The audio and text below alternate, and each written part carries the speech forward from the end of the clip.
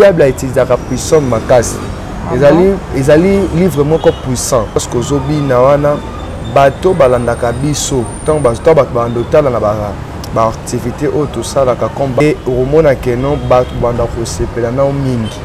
basenga kingai basingana ya na 5 makasi $20 na memana soso moko na memana chamba na tout nié ba retour exacte bien et sacrifice habité et déjà sacrifice on est sacrificeité biso to sala travail. Et à partir du travail, on a au moins un résultat. Après, à Ebisinga Lobby, tous en service, il y a 3 jours. À partir de 0 heure, premier jour, et il faut tous en face. Et deuxième jour, troisième jour, tous en face, on peut expliquer la prière au sala. Et l'esprit va répondre par rapport à l'eau à sala. Je ça combo, je peux ce combo la série, la PC combo. Je suis la vie qui sépare les simba. Ceux qui, par exemple, tous en activité, n'ont pas autant de prière. Comment travailler sur le coup de secret. Esprit de Dieu, esprit satanique, les jours que nous sommes qui n'a pas sonné comme l'angai. On habite côté dans le pangoute. Si quand le banda, nous avons un côté pour n'andaku.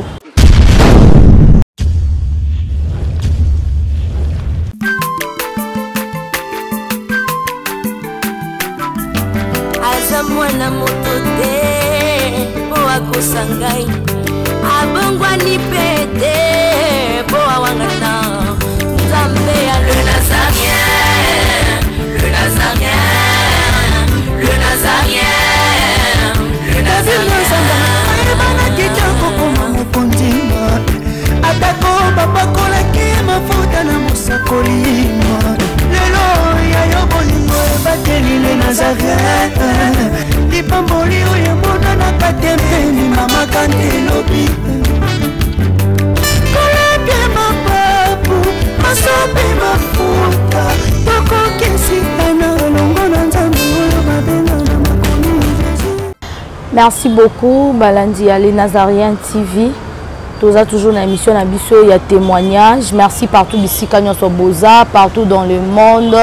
Bonne fête à toutes les femmes du monde. Au bazo fêter l'élo, journée internationale de la femme. En tout cas ici Boza, na tombé bino ba bonne fête, ba maman, ba femme de valeur, ba femme de distinction, place Nyon surtout Boza, ba bonne fête na bino. Merci beaucoup na maman Tiffany, la princesse de Jésus-Christ, au azo permettre Bisso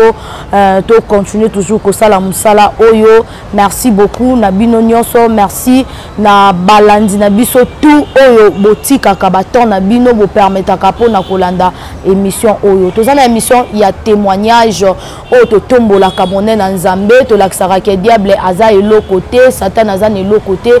aza juste na ba photocopie mais ba originaux ezala kaka epa Nzambe yango pona lelo to yambi lisusu humble serviteur de Dieu, le prophète Jurlarden Luanga, il y a église Maranatha, Jésus-Christ revient bientôt, Aza Anabiso, Aza la continuité, il y a témoignage naye oyo abandaki toujours pour nous édifier peuple Nzambe. Mais avant tout, nous sommes à la régie, ba balancer les biso, cantique mon corps pour na plaisir, il y a ba femme nyonso. Voilà, c'est parti.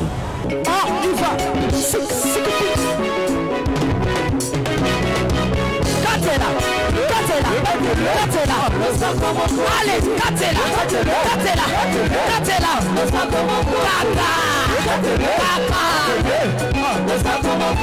Yambalo ya taba pasteur bakokata. Allez, Katela, Katela, Katela, Katela, Katela, Katela,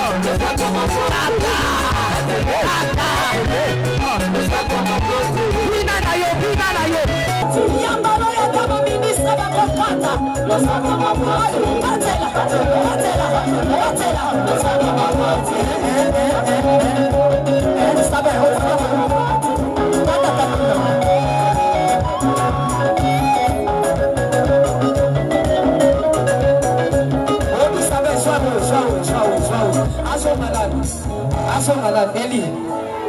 Ok, donc à Roland.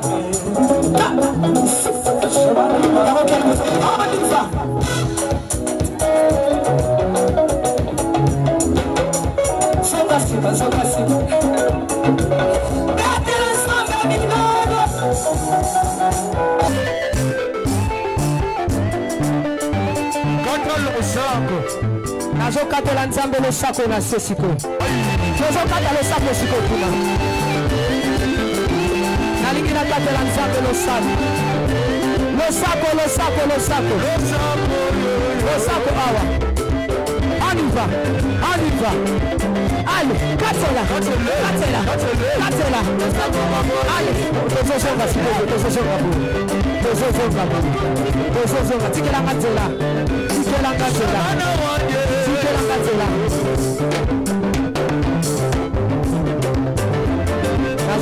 s'il vous plaît,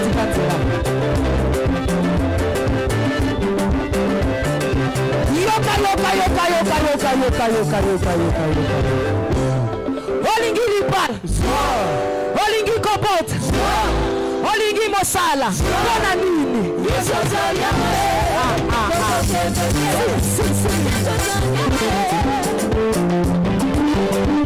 Voilà, merci beaucoup. Nabik Nzembo Oyo et ça lui vraiment plaisir et belé na couple là-bas là, papa Guy là-bas là, na maman Guy là-bas là depuis na Afrique du Sud et puis si plaisir makasi na famille qui est sur Mobimba, kuna na États-Unis d'Amérique ici kanyon sur Bazolanda. Merveille qui assis soit, Brady qui assis soit, Manassé qui assis soit, Papa Alphonse qui assis soit, et puis Maman Anastasie Bamba, Maman Amélia Tanga, Makabe qui assis soit. Voilà, n'engé na annonça qui bino, toza Lissoussouna, le prophète Jurlardin Luanga, il y a l'église Maranatha. Bonjour prophète. Bonjour maman. Plaisir makasi en mono sous lelo. Ngapé la plaisir parce que tu coutani les sous. Les amis mokona bino ba maman le 8 mars beaucoup maison n'est pas nzambe. Merci beaucoup. Voilà prophète ozoko ba toujours na lisolo na biso ya témoignage ndenge to bandaki mais bana nzambe batikala ki na souci batikala ki na posa wana po to silisa ki yango te yango lelo to lingi juste to ça la continuité nango ndenge nini tango komaki na ndako nganga. Ndongo bano betela biso lisolo na ti lelo koma pasteur ndongo banema mna danse okona nango esengaki yo luka mwa ngenge okene na ndako nganga betela biso na continuité ezaki nde nini po ba téléspectateurs vraiment baza besoin ba. Merci beaucoup maman. Lelo na lobezali j'espère que tu sukaki place oyo ba mimaki ngai. Alors lorsque ba mimi ngai ba expliquer ngai que non tant tozo kende ezali bien et ndeto binaka lorsque ozobina wana bato balandaka biso tant bato bandotala na ba activité auto salaka comme ba journée ba concert ou bien na ba soirée organisée na ba boîte de nuit et romona que non bato banda ko sepela na mingi bando sepela na mingi et naiki ko accepter ndina lobaki tona ke ezaki na biloko o basenga ki na be monsieur de ki balandaki déjà basenga ki ngai baisingana ya na 5 makasu $20 na memana soso moko na memana chamba donc ne o basenga ki et tant na tosoli nga na tunier question ya ngeza ki na bi na biloko oyo sengi ngai est-ce que ba retour ezate ozomona na tunier ba retour ezate bien eza sacrifice habité eza déjà sacrifice wana eza sacrifice te eza sacrifice te parce que biso to bomaraté mais à partir ka biloko o to sengi yo biso to sala travail et à partir de travail wana au mona ba résultat nde naki kondima mais les premiers jours to kutanaki ezaki les jours on azwaki ba biloko wana te parce que ezaki première rencontre ngena zo ba nazo quand même moi complexité par rapport ya ba précision makamusus pona ye bande to koko sala lorsque to kutani ameka un peu ko éclaircir nga a expliquer ngai na yoki na bi OK na kuya na kendaki kokenaki et salaki mo ba 2 semaines de salaki na yaki kozonga lisukuna na zongi na mema biloko ba sengaki parce que na yaki na besoin nango vraiment ezaki vraiment dans le besoin parce que mon diable tango azoya a le problème na basukal mais nzoka était pour na détruire alors nga na sepelaki ta on a luki pembongo yaki na mbongo sur place c'était les jours to kutana na mais senga na luka mbongo na luka pembongo na kei ya kutena na zona expliquer na na biloko senga kingai na bilo senga ngai ta na memele biloko wana après abisinga lobi to zana service il y a 3 jours service à 3 jours to sala wana sale maboyo à partir il y a 0 heure à partir de 0h premier jour et c'est il faut tous en face et deuxième jour troisième jour tous en face on peut expliquer bah prière ni au sala pour na homo na présence nanga donc tous ensemble en esprit pour que na bando expliquer ni oyo au sala et tant que solo ni na pesier après bisinga lobi to banda service allez na zeli pe bouté ko karaté ko ki premier jour na zuna kei na kepo azaki kovanda yemoko pas quoi na bala ki ta foot lenda ko mezaki studio dans la kiola la chat et pas naïe na kola les pas parce qu'il y a no c'est la bato belé ba kisi les eka ngai moté na kei koko mana ko ngapi na ba pas quoi na wana ba chez les parents on n'est pas parents on n'est pas boti on a commis sur place na minuit abandi ba cérémonie na na moni abandi ko loba na voici mais asoba bazoloba nazo comprendre ma bazoloba te abandi ko bando ça qui daki évocation banda ko sala ya ba koko to ba esprit ko benga ba esprit ba répondre par rapport ya eloko alinga asala tanga lobi asinga non pesa kombo nazo pesa kombo na sala na pesa kombo na ngai na pesa kombo non poste non après non abino na tunia les sous na ah maître sacrifice ezate non sacrifice ezate kaka dabi loko nango et kombo na sengi za kaka po ba koko ba identifier yo asenga kombo na ngai mais po ba identifier yo soki ozali kopoza ba kombo msusu pe de fois ka ba senga ka o ma pe kombo ane ki se linya ngote ozomona ezala pe le moins que no ba sengi yo kombo so kombo no pesi que bango ba sali de vocation na bango que l'esprit est boyi que couper ça peut kisi ozaki cité donc là ba tu musu na vie qui c'est pas bango simba te ozomona parce que diable est pas dans elo comme mutu yati o apesa mutu parce que diable a copié kaka oyo nzambe apesa biso c'est pour cela tant mutu ko simba kisi diable a apesa le côté so on a étoile la mutu ko zamta mbongo diable azora oyo ezada kati na yo wana activer yango donc c'est un peu ça. Tant que comme la monnaie a dit qu'on expliquer non il faut que ça la prière tu vas prier on va au salut manakata à pissom ma prière na pissom bible pas ya pissom kaka pissom de tanga la prière de ça mawana parce que mon diable a utilisé la pissom makasi ils allaient livre vraiment puissant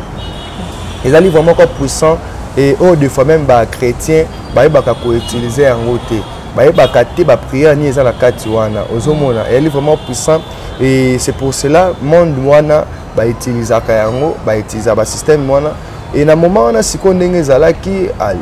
pas tant que koti abando sa ba prier après la mona bando tant asko verser moko passage wana kati wana par rapport ya ma campagne moni na kati ya puissant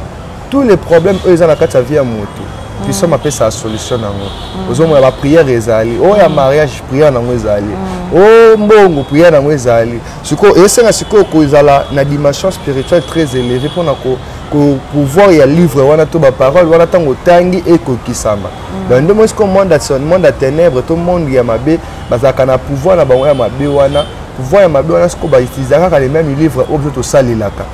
abando tanga lorsque abando tanga na moni papier oyo akomaki kombo na ngai na moni bando pela moto epeli moto c'est place pesa nga ko banga na banga esinga biko banga te esili après singa lobino ça va bandimi na mona zuli kasu moka fungoli azwa tafuni azwa boaki yango po abwaka ngo 3 fois abwaki après ya pesinga yi ba prière na pissom apesinga ba prière aïsinga 2 jours etkela wana ba prière au bando sala ba prière wana ezaki ba prière base donc par rapport ya ma autre bando sala donc partout autre okende ceux qui par exemple tous en activité na roko tanga prière wana ceux qui tous en concert ou bien ata comme nzambe ana kati yo otanga ngukaka otanga monde wana bandimela nzambe mais babenga parce que monde wana babenga ngo babenga ka Jésus nzambe te babaka no Jésus a prophète ou prophète nyonso to to Jésus wana nzambe no commencement yende mutu créa ki mokili ozomona siko monde wana ko ba ignorer Jésus za nzambe te Jésus azali envoyé comme ba prophète Kimbangu le quoi ba prophète Branham le roi prophète et tout ozomona mais tant que se convertir tu peux comprendre que non Jésus au bando baza prophète le quoi prophète nyonso le roi prophète nyonso te donc yende créateur ozomona yende créateur donc ça après cela tant sikoyo ba pesi ba prière parce que le monde va pas te belé misusu mona baza ba kisi ba kenda ba be église atanga pe ya kombo nzambe mais ba reconnaître que nous avons nzambe moko nzambe ka le créateur ah bon oui bayebi ke nzambe azali bayebi ke non nzambe aza na nguya koleka nyonso tout nde na moment wana sikoyo tanga expliquer nga lobi akenga pe na biso ça va ba sikoyo ezaki premier jour ezaki no premier jour ya communication ya identification ya non pour ba identifier yo ba accepter so ba ndimi yo ça va so ba ndimi te wana c'est que donc aussi mba raté pour da komono ba boyango déjà ndene ko accepter wana ta ba simbi ba accepter comme on voilà so simbi te so ke côté mususu pe ba boyo ka côté mususu pe ba boya parce que ba la même esprit ba même esprit communication ezalaka dans le monde des esprits communication ezalaka c'est pour cela lorsque sikoyo makambane s'est passé et sili allez ba soina be esprit allez et sili nango passer ba cérémonie na ye après nde aye couper sanga ba prière de base on est ba prière ya pona musala siko o ngala bando usala parce que à tout moment so ina bima dans la prière parce que y a un ça batu na bikeno na kata ba multiplication ya ba mbongo ba utilisera même aussi ba poudre na ba poudre ozomona ba utiliser ba poudre c'est pour ça to comme en étape wana tant on de siko to ko kotla mambwana pas makamba initiation et comme ko salima vraiment juste au sali identification et simbi to siko ko kotla na deuxième jour na kende kuna te deuxième jour que ba prière ngamo ko ça ba prière wana da au mona ozo meka siko ba exercice ya ba esprit otala ke no marambo ba sali est-ce que pouvoir ngo pezali ou bien et ça la maté o meka et pouvoir wala siko e salima pe ezo salima pouvoir ne zo salima donc tant siko yo to sali premier jour deuxième jour na côté ce qu'on a bien makambo ngo ta to comment travailler sur ko ya kata mando ane senga faut ça na secret allez to bandi siko ko exercer siko yo ba pratique wana parce que na kati ba pratique wana na ka ezaki na ba pouvoir ya kosala même ba démonstration au moins na mutu de force ba gilette au normal ba gilette au moins ozoti na monako tafuni po mele ozomona donc na kokoza même ata nini ba nzete ya kaba ba nini wana ba nini ba benga ngoni o ba sela ba tige wana donc kokota même épingle même itonga bilamba kokota a bimio awa donc au moins c'est le côté au kokoza otobole loko elo alito yezu osuka ka nini tonga otubika kabwe donc ba force wana ezaki na ba puissance donc na kati ya force wana ezaki pe na ba force mususu koza so kande zuyo kokoza même mulangi n'importe quel mulangi so becho na mutu ozokate mulangi panzani donc ils ont l'esprit ezaki kati il y a ba force wana donc c'est un peu ça tu vas dire que travailler na kati ya ba force wana et tant on a remis que exercer na pour moi na oui et j'ai solo parce que on comprend que des fois qui obi na ba mbongo ezate mais ko ba ko solliciter bino boko bina boko ta ba publicité ozomona boko ta ba publicité lorsque boko ne ba activité mbongo peut comme monana et comme on makambo comme ofungwa parce que tu vas ko pratiquer puissance wana donc ezaki puissance moko eza ko attirer ba te pa na biso donc mutu so amonio a ko supporter ote ozomona a ko supporter parce que force oyo ozana ngo to ba prière oyo ça eza la punguya parce que c'est un monde des esprits yana ça bato mingi na kati ya vie il faut kozala na dimension spirituelle très élevée il y a un monde de monde de spiritualité les leçons que dans la spiritualité c'est yeba que non au komatate donc on va donc comprendre vie nous akana de équilibre kaka donc parce que esprit na yo eza faible esprit nous en assez ce que lokola esprit o tozaki nango ezaki esprit ya mabe esprit ya mabe ezaki esprit oyo soki ekuti yo oza na vie de prière te donc automatiquement donc so monika nde tobina tonde na obina il faut sepela na ngamba moko il faut sepela ndeki ko se passer bon to bandisi ko travailler ezaki na ba prière comment ko améliorer to message vraiment donc to komisi ko ça ba recherche pe na ndenge na biso nde sikoyo ba esko ko proposer biso bino mais a beaucoup suka ka boité beaucoup suka boité il faut bosala beaucoup taper ba proposer biso na ba multiplication ba mbongo pe zalaka beaucoup pour multiplier mbongo nazalaki intéressé j'espère que na première témoignage na lobelaki pe mama mbongo déjà na expliquer ki bato nde sikoto to ekondima mama mbongo na expliquer biso que non na multiplication ya mbongo il faut aussi tout ça la geste ozomona tout ça la geste donc geste nezalaki nini il faut que somba parfum moko parfois na eza ba parfum moko bato catholique bateka rango ozomona bato catholique bateka rango eza parfum protection ba parfum normalité ou ta Rome eza protection ba parfum na so kena ba biloko ba bato catholique bateka kana au monde ngo libanda te wana eza vraiment na kati ozomona eza vraiment na kati nde siko makambo atanga eko se passer et babiki yana faut luka bonbon combien non faut luka $80 pour na somba parfum na poudre eza pour la protection na yo par rapport à la multiplication bon parce que c'est un esprit il y a parce que bon les esprits ozomona bon les esprits ba esprit wana et ya ka aussi na ba retour ba attaque mais ceux écoute na protection là et ça ni l'autre wana eza protection contre force du mal to protection mais même ici batamabi bazora ba attaque na ba bango ba soki au moins ça eloko vous me dites ici au salon bien té kaka monde wana pe bakoki ko attaquer wa retour pe yaka donc ils allaient un peu aussi dans la puissance mais ça là entre quand la force wana la puissance wana dans la geno il y a la protection même ici bah toi comme sous parce que monde il y a qu'ici tout le monde il y a franc-maçonnerie tout le monde a la franc-maçonnerie illuminati zali tout ça la Bouddha mais tout ça il y a un monde satanique bon pour les abos et puis les chrétiens puis les conseils là on soit moins que protection milimo mabesi mbangate na conseil wana ezali mambo ba kindoki eza bilo moko ya ba shetani ozomona eza ba puissance moko ya mabe ba kokosela ngote protection esimba na maboko ba poudre te protection esimba na maboko ya Jésus Christ de Nazareth le lion de la tribu de Juda ozomona puissance moko te koko protéger mama puissance moko te to kobelela kombo mususu te kombo ezala nguya pona ko sauver famille to libotano ezaka kombo na Yesu Masia Jésus Christ de Nazareth ozomona Jésus Christ de Nazareth c'est pour cela na ça bateau j'aime trop parler de Christ que Jésus parce que tozomona na ba monde wana mingi pe bato babela ba pe au nom de Jésus faisant ba pasteur ba simba ba kisabela au nom de Jésus mais au nom de Jésus ils ont nguya te parce que ba Jésus baza ebelé mais Christ ça donc quand on parle de Christ c'est que nous to ba crucifié qui sur la croix ozomona ba crucifié qui est sur la croix a su place na biso a commis péché a commis mobomi donc yé wana nde tozo ngumba mela yé wana nde tozo ngumba mela donc c'est un peu ça. Lorsque c'est comme à Kambouana il s'est passé, tu as accepté ton limite pour nous ressemble à Kambouana. Pas toujours la multiplication. Il faut avoir qu'on multiplie un bon. Tant qu'on multiplie un bon. Avant ça, par exemple, on a multiplication. Tout ça, tout temps nous verser na biso na ba puissance moi tout temps yango. Dès que tout temps yango. Après, si on n'importe quel makasa, mais makasa il fait ça comme avocat, donc n'importe quel entité. Mais si on makasa avocat, il y a une boîte à l'inzanza miliki. Ce côté, tourner ce cotisant on a poudre vague. Ce côté au sali mélange,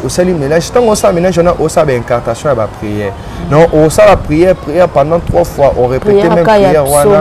on répète la prière pas au monde attend. Et monsieur c'est la prière à personne, ce que ça peut prière, tout va passer ça comme combo mon esprit mon ozo évoquer, ozo évoquer mais là bon à ma bé. Donc on comprend que pas bon bimi. Bon na tati ya boîte il me sous $200 $300 ça 50 me sous 20 ozo mona. Donc ça dépend, il y a demande na yo. Mais ezala qui au-delà te, au $1000 te. Na ba suka ba limitaka. Donc la multiplication bon moment on a la limitation ba montant et là ba tout ça ba porte-monnaie magique ba portefeuille magique même sous plus za kana ba tiroir magique donc la multiplication ba mikie tout ando salana et là qui ba montant par montant ba 200 300 limite yango wana c'est quoi neto ce que tu écoutes ce qu'on a monde wana tu dis qu'on multiplier pas na yé tu dis pour ça ba multiplication ba mbongo wana tu ando ça ba multiplication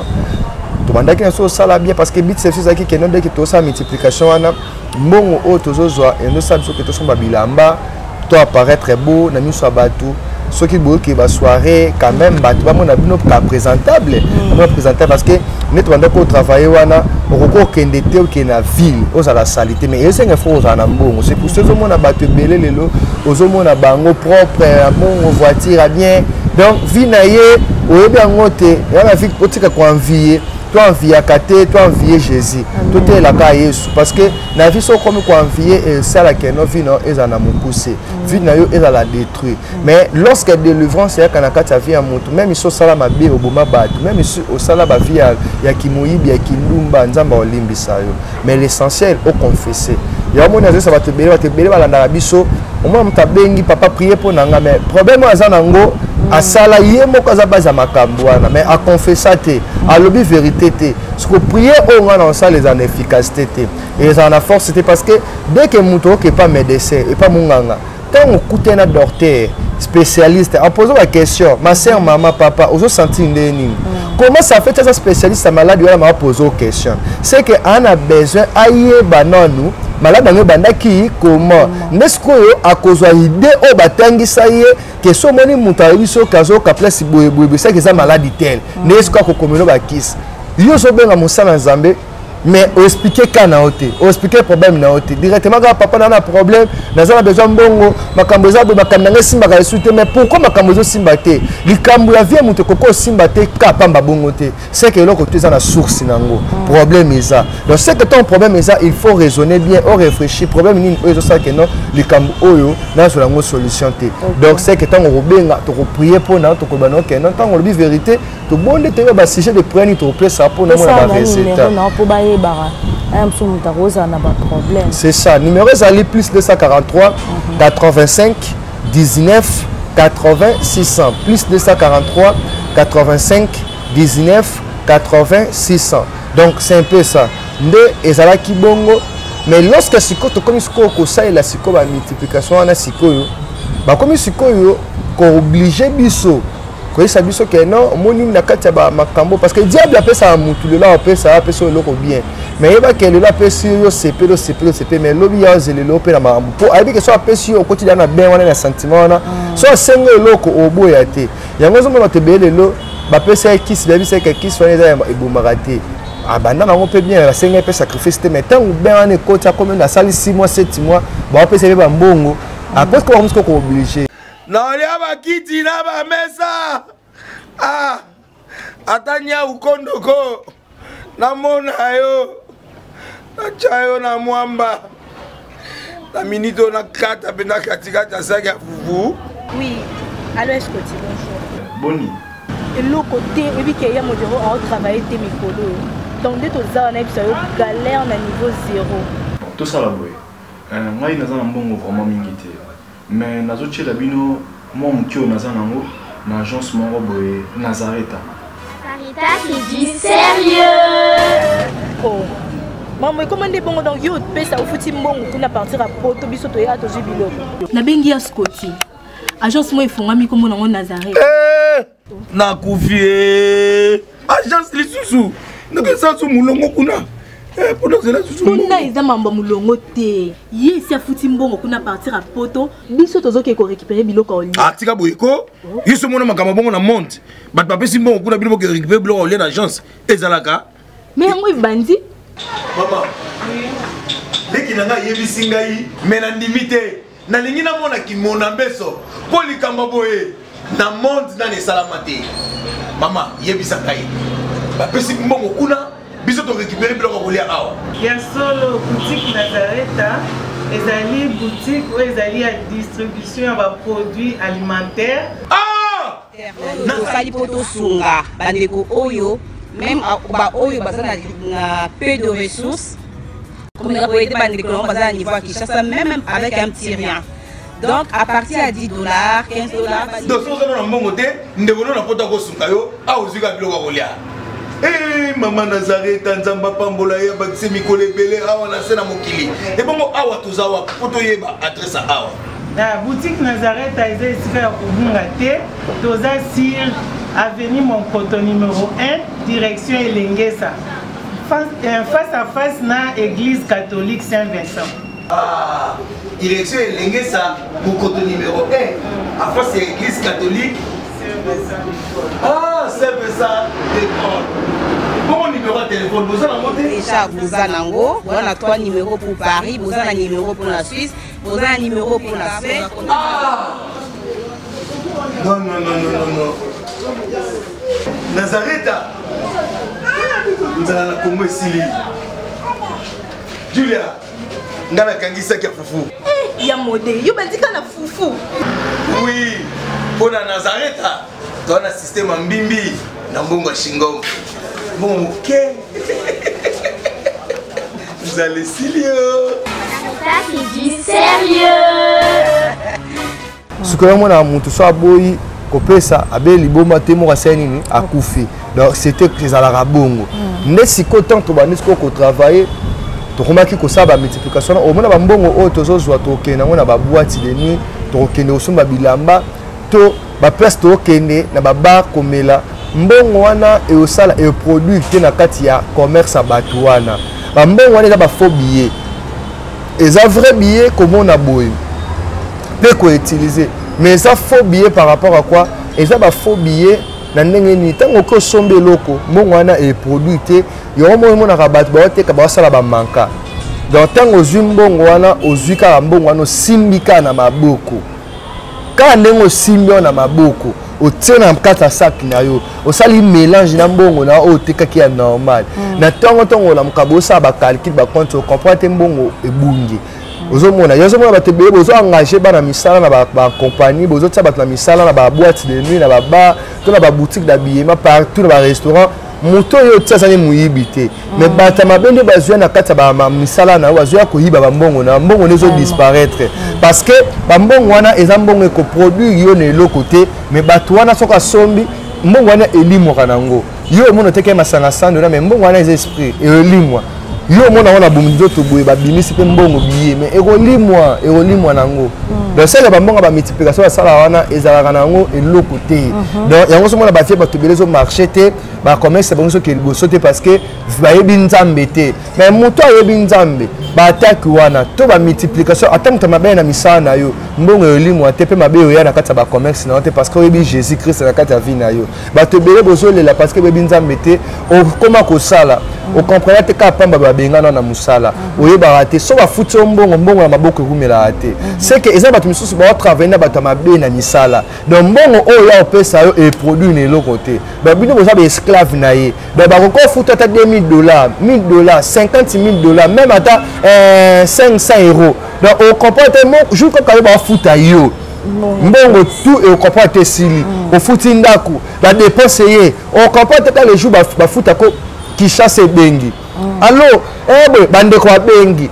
problème donc c'est que bambongo wana eza bambongo moko bien te mais ngai nayebi moto aza na jésus christ na kati ya vie na ye même ici bapesi yo mbongo ya mabe lokola yo otravaillaki na motuki no bible elobi l'ouvrier mérite son salaire kaka ndenge ozotravaille na motoki na yo na baeffort na yo nzambe wana kotika yo te mbongo no eproduit quelque chose mpe omona barésultat na kati ya misala na yo c'est un peu ça.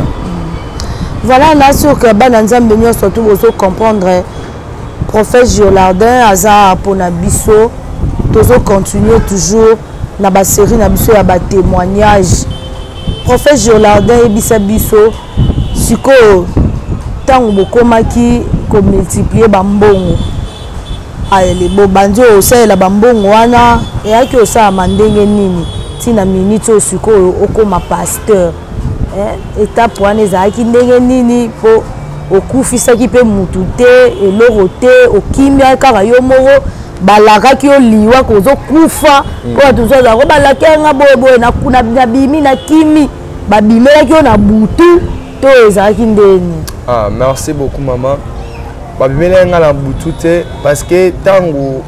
toselisi tobandi kosala multiplication wana et nga moko personnellement nazalaki nanga na besoin tika te ozongaki na besoin tika te elengi mama elengi diable aza risé mama donc elengi otika ezalaki te donc tant tozalaki kocontinue toujours baœuvre wana kocontinue eyaki okóma na moment moko nazalaki na bacamarade na baninga na nga quelque part tovandi ndenge ezalaki na baépoque wana tomela basigarette tomela diamba surtout quand est-ce qu'on met la diamba quelque part na ba camarade ndenge ezala kaka bozomela mwana siko déjà nazwa ki tant déjà ya musala on banda ko sala parce que ezwa ki ngai normalement na sala ki to kaka une année na kata ba pratique wana une année nde sikoyo tant siko to zaki na kata mambo wana to banda ko multiplier ba multiplication siko to banda ko sala toujours multiplier ba mbongo donc ezaki par jour te donc par semaine nde on multiplie mais monter ezaki suka 300 ezaki par jour te tant ce que to sali ba continuité nango mukomo bloka to fena ba camarade to ba to ke to mela mwani parce que même ba biloko ale senga quand même to mela ba whisky ba masanga parce que pour esprit on a boy pour ce esprit da faible au kokate au supporter même ba esprit mususu allez nde yango ana tant ce que to ke to zaki wana quartier 3 na époque wana masina tovai na bacamarade tomeli ce qu'on à l'époque wana ezaka na ami nanga moto banda otanga na ye kala Cédric Chiekela a Muluba na lui bon na ki na boutique ba Cédric parce que peut-être on a comme la noix diamba na bien on a noix pour ba comprendre les termes donc c'est que na bina na kende na boutique à camarade na ngana na zo bazoka pona tafuna pour pesa indi cité na ndako ke na tikomela ko bima na bimi kalibanda na telemi na koti na boutique na tuni leki ne Chiekela za on a azate na bima libanda bwe donc minute on a sala yiwana ngamo na miye bateke na telemi wana oh nande oui minute batanga sala kiwana na miye bateke na telemi wana donc na senti puissance moko na comprendre donc na autre nga donc bonjoto na nga na senti sous présence na ngate na senti sous présence na ngate sur no ka bazo bele la kaka na senti ko musika kuluna siko kuluna zo bunda manga zo kati donc na télé mesika moko na kuluna ba kima ba kanga ba mesa mais là depuis na télé meka esika moko donc na perdre connaissance na comprendre le côté c'est habituellement comme ça directement na senti kati na ngai esprit moko donc et bandi ko sanga tambola siko na bandi osala quoi ko kima mbangu na bandi okima mbangu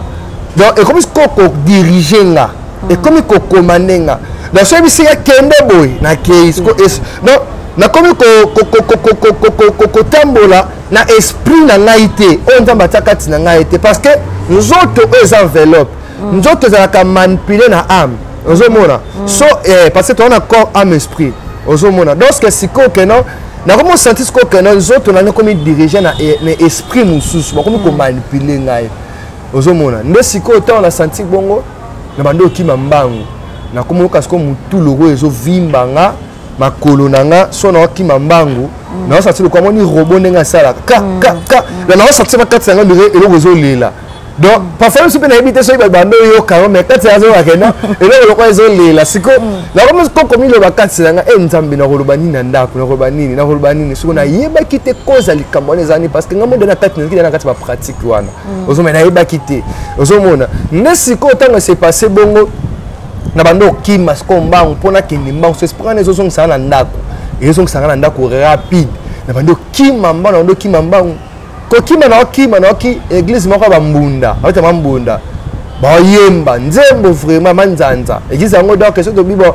passe nzamba za ezate foka ka immeuble zala papa maman nzamba kokoza na ndaku na yo nzamba kokoza na mata ba 3 personnes 4 personnes lelo ba to komi que non pour assembler la bien fa que ni église eza munene non nzamba kokope so ba membre 1000 personnes 2000 personnes ngalo ba na batu na ça va tout souvent l'église passe ngana diriger nzambe apesa nombre bato akoko pesa na rosenga pela tebete pour le besoin na pesa nga bato belé de fala ko gérer bango te pour de faire so so na nombre bato wana ko gérer bango te donc kati ndoto to tena begiza minene bato be ba kufa pe na kati wana pour pasteur comprendre que ba mwana nga moko na église akufa ayiba te pour banding bazam so 100000 personnes 10000 personnes ya moins que église on nzambaza muto ayiba ngo eza nzambe nzamba kokoza na église moya bikok ya mukie mais présence ensemble ça wana parce que lelo bato bakomona na église esala kombo so esali kombo te toya te pasteur peut faire ça à kombo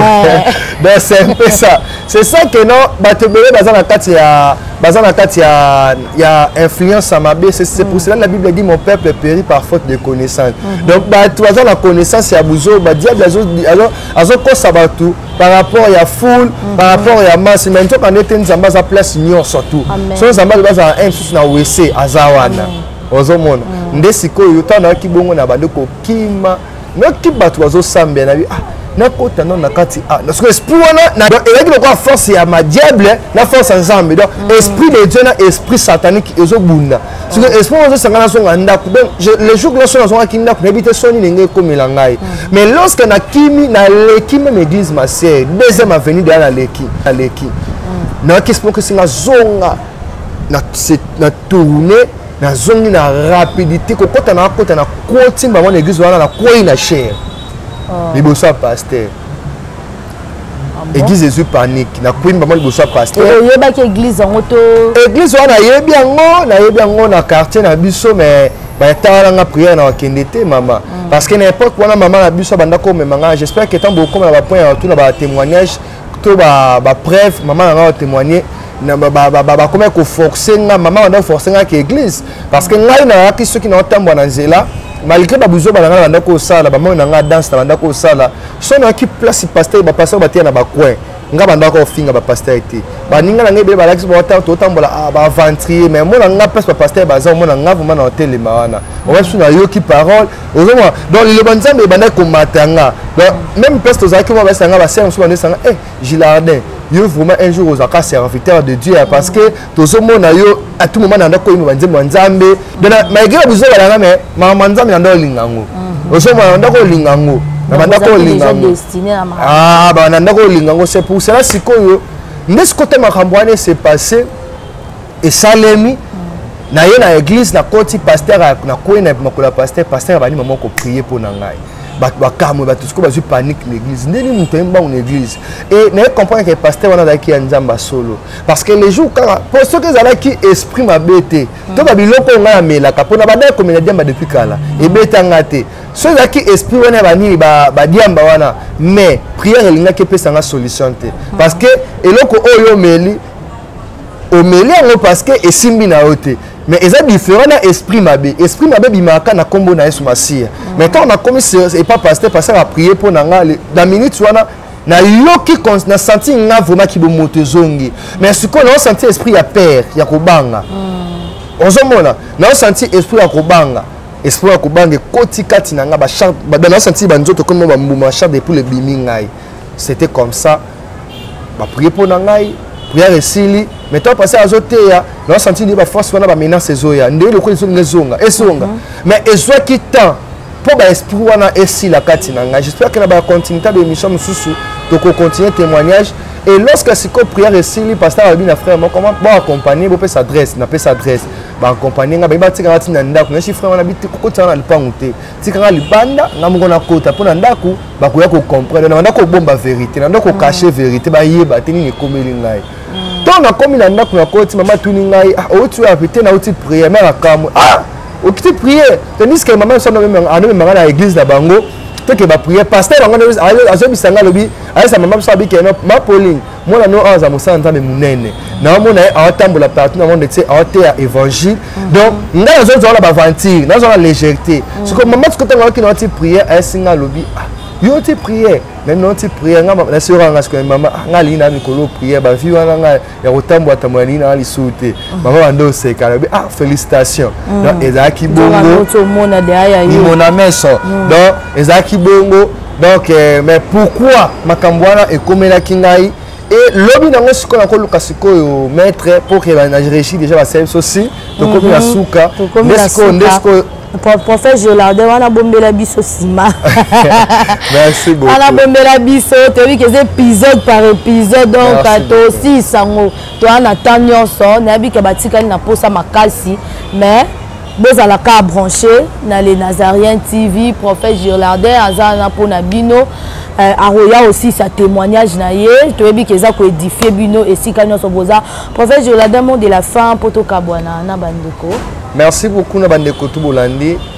bien aimé dans le Seigneur na linkana bandelo ko pesanga matoi tozo pesa témoignage te pour na ko sepesa bato mais to témoigner pour la gloire en Nzambe oui to témoigner pour la gloire en Nzambe alors bandeko oyo bozwaka musaba bolukaka toujours ko finga ko critiquer bien aimé eza ngona litomba morote mais muto ko considérer témoignage auto témoigner ngo pourquoi parce que là ba famille le papa maman ozo contrôler moi na te moi na mamba sala kayo yebité ba place moi na kenda yo yebité des fois moi na kota déjà comment na ba livre ba magie na ndako na chambre au moins moi na akota kangami na chambre bimaraté donc moi da ko na ba dimension spirituelle élevée maman yo au moins ka moi na mais moi na kota na mamususu pourquoi et ça par rapport à entourage baninga ozomona donc bazo détruire les bana c'est pour cela ba maman so bozo landanga to ba papa nazo témoigner ngo pona ko yebisaka na batu ke non diable azo sala pe diable azo bebisa monde pe diable azo continuer toujours ko détruire ba vie ya bana belé makamba mabe comme mingi na mokili c'est pour cela maman surveiller moi na yo talaka moi na no bien lakisa moi na yo zela ya Nzambe lakisa moi na yo église pour vie de prière pour Nzambe asunga bino. Pour le numéro de téléphone na bandeli sous plus 243 85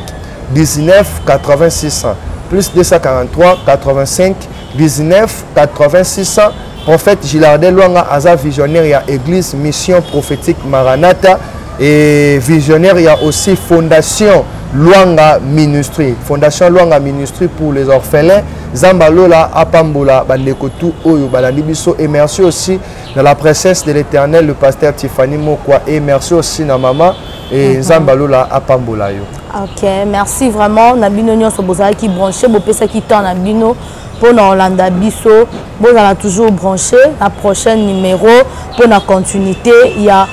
témoignage, il y a pasteur Jolardin. Merci à maman Tiffany Mokwa, merci à Moussala Kitoko Bozo Sala, merci Naba Nanyos à la vie en Christ et pas Iwapi, pasteur Bertin Monja Azo dirigé. Merci beaucoup à mon père spirituel en tout cas pour l'encadrement. Ozo continuer comme ça là. Voilà, tout écoutez un prochain épisode. Bye bye. Naolia bakiti na ba mesa. Ah. Atanya ukondoko. Na mona yo. Na chayo na mwamba. Na minito na kata pena katikata saki ya fufu. Oui. Allô, est-ce que tu bonjour. Boni. Et l'autre côté, et puis qu'il y a mon bureau à travailler tes micros. Donc dès que tu as un galère na niveau 0. Tout ça là boy. Moi il naza mbongo vraiment mingité. Mais nazo tchela bino moi mukio naza nango na agence moko boye Nazareta. Sarita qui dit sérieux. Oh. Maman comment des bongo donc yo pesa au futi mbongo kuna partir à poto biso to ya to jibilo. Na bengi ya Scotty. Agence moi ifungami comme nango Nazareta. Na kufie. Agence lisusu. Ndeke sansu mulongo kuna. Pour on a des mambo mulongo te. Yesi afuti mbongo kuna partir à poto. Biso tozoke ko récupérer biloko oli. Ah tika boyeko. Yiso mona makamba bongo na monte. Bat papé si mbongo kuna biloko récupérer biloko oli na agence. Ezalaka. Mais ngo bandi. Maman. Leki nanga yebisi ngai mena ndimite. Na lingi na mona ki mona beso. Poli kamba boye. Na monte na ne salamate. Maman yebisa ngai. Ba pesi mbongo kuna. Biso to récupérer biloko kolia awa. Ya solo boutique Nazareta, ezali boutique où ezali à distribution ya produits alimentaires. Ah! Tosali poto sunga bandeko oyo même ba oyo bazana na peu de ressources. Comme on a été bandeko on bazana niveau Kinshasa même avec un petit rien. Donc à partir à $10, $15. Donc si vous avez un bon côté, nous devons na poto ko sunga yo, a ozika biloko kolia. Eh maman Nazareta nzamba pambola ya bakise mikole belé awa na sena mokili. Et bongo awa tozawa poto yeba adresse awa. La boutique Nazareta est ici à Kubungate, toza sur avenue Monkoto numéro 1, direction Elengesa. Face à face na église catholique Saint-Vincent. Ah, direction Elengesa, Monkoto numéro 1, à face de l'église catholique. Ah, c'est ça, d'accord. Bon numéro de téléphone, vous avez monté déjà, vous avez un 3 numéros pour Paris, vous avez un numéro pour la Suisse, vous avez un numéro pour la Suède. Ah! Non, non, non, non, non, non. Nazareta. Vous allez la Congo Sili. Julia, ngana kangisa kia fufu. Eh, ya modé, yo bandika na fufu. Oui, pour la Nazareta, tu as un système en bimbi, dans Bongo Shingo. Bon, ok. Vous allez sérieux. Sarita qui dit sérieux.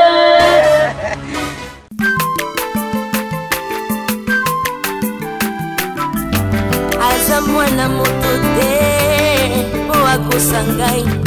abongwani pete po awangana Nzambe ya le Nazarien, le Nazarien, le Nazarien, le Nazarien. Ebana kitoko koma mokondima atako babakolaki mafuta na mosakolima lelo yayo bolingo ebateli le Nazareth lipamboli oyo emonanaka te mpeni mama kandi elobi koleke mapapu masope mafuta